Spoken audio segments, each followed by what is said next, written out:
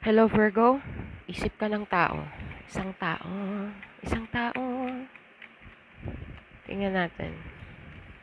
Isip ka ng isang tao. Meron siyang gift, meron siyang offer, or meron siyang apology. Kung sino man yung nasa isip mo. The Sun Guard, magiging happy ka sa magiging approach nito. Pero keep in mind, it's a bare minimum. Kumbaga, hindi ganun kalakihan. But, masaya ka pa rin. Magiging masaya ka. Person on your mind. The moon card. There is something hidden. King inang yan.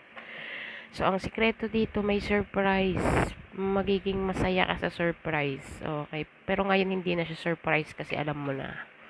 Maliit lang siya, hindi ganun kalaki. Pero, magiging masaya ka with the Sun Guard.